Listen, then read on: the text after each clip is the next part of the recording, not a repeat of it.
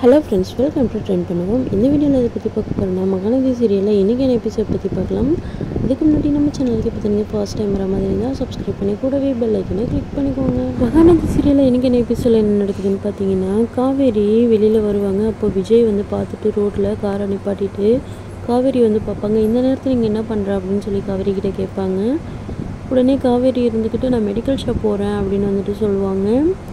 இந்த நேரத்தில் எதுக்கு மெடிக்கல் ஷாப், என்னாச்சு, யாருக்கு அப்படின்னு கேட்பாங்க. யாருக்கும் எதுவும் ஆகலை, சுகர் டேப்லெட் பாட்டிக்காக வாங்க போகிறேன் அப்படின்னு சொல்லி காவேரி சொல்லுவாங்க. சரி, ஓகே, அன்றைக்கி கிளம்பி ரெடியாக தானே இருந்தேன், திடீர்னு உனக்கு என்ன ஆச்சு, எதுக்கு வந்துட்டு திடீர்னு வரல அப்படின்ற முடிவு எடுத்தேன் அப்படின்னு சொல்லி காவேரி கிட்டே கேட்பாங்க. அன்றைக்கி நான் வரலான்னு தான் இருந்தேன், இருந்தாலும் அதுக்கப்புறம் பசுபதியை பற்றி யோசித்து பார்த்தேன், அதனால தான் வந்துட்டு வர முடியல, இந்த முடிவு எடுத்தேன். பசுபதியால் மேலே மேலே உங்களுக்கு இன்னும் பிரச்சனை அதிகமாகிட்டே தான் இருக்கும், அதனால தான் நான் வந்துட்டு வரல அப்படின்னு வந்துட்டு காவேரி சொல்லுவாங்க. இல்லை, இதை தாண்டி வேறு ஏதோ ஒரு காரணம் இருக்குது, அதை வந்து என்கிட்ட நீ சொல்ல மாட்டேங்கிற அப்படின்னு சொல்லி காவேரி கிட்டே சொல்லுவாங்க.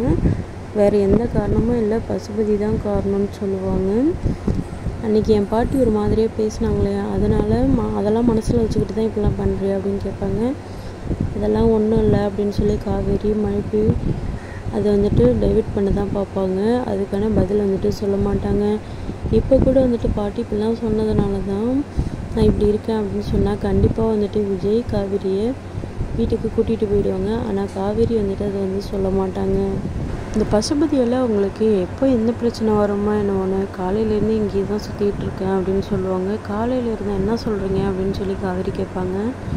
ஆமாம், காலையிலேருந்து இங்கேயும் உங்கள் வீட்டுக்கும் இதுக்கும் இப்படி தான் நான் அலைஞ்சிட்ருக்கேன், கார்லேயே நாய் மாதிரி அலைஞ்சிட்ருக்கேன் அப்படின்னு சொல்லுவாங்க. இதை கேட்டு காவேரிக்கு ரொம்பவே கவலையாகிடும். இந்த மாதிரிலாம் நீங்கள் கவலைப்படக்கூடாது அப்படின்னு சொல்லி தான் நீங்கள் நிம்மதியாக இருக்கணும்னு நான் உங்களை விட்டு விலகணும்னு நினச்சேன். உடனே காவேரியோட வயிற்றில் கை வச்சுட்டு அவங்களோட குழந்தை மேலே கையை வச்சுட்டு இவங்களை நம்ம எப்படி சேர்ந்து வளர்க்கணும்னு எவ்வளோ ஆசைப்பட்டோம், இப்போ இப்படி இருக்கும் அப்படின்னு சொல்லி ரொம்ப கவலையாக பேசுவாங்க.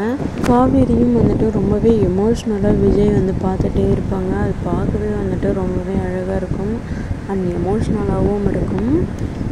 இவங்க ரெண்டு பேரும் எப்போ தான் சேருவாங்க அப்படின்னு ஃபேன்ஸ் எல்லாம் ரொம்பவே ஈகராக வெயிட் பண்ணிகிட்ருக்காங்க. அடுத்து என்ன நடக்குதுன்னு பார்த்தீங்கன்னா, பசுபதி கொடைக்கானலில் வந்துட்டு பிரச்சனை பண்ணிகிட்ருப்பாங்க. காவேரியோட சொந்த வீட்டை வந்துட்டு அவங்களோட வீடு அப்படின்னு சொல்லிட்டு பிரச்சனை பண்ணிகிட்ருக்கிறதா கங்காவுக்கு வந்து அவங்க அம்மா ஃபோன் பண்ணி சொல்லுவாங்க. உடனே இந்த விஷயத்தை வந்து எல்லாருக்கிட்டேயும் சொல்லுவாங்க. கங்கா, காவேரியும் குமரனும் அண்ட் பாட்டி இவங்க 3 பேரும் கிளம்பி அங்கே போகிறதா வந்துட்டு பிளான் பண்ணுவாங்க. கங்கா இருந்துக்கிட்டு நானும் வரேன் அப்படின்னு சொல்லுவாங்க. வயிற்றில் பிள்ளைய வச்சுக்கிட்டு நீ அங்கேயும் அலைஞ்சிட்ருப்பியா, அதெல்லாம் ஒன்றும் வேண்டாம், நீ இங்கேயே இரு அப்படின்னு சொல்லுவாங்க.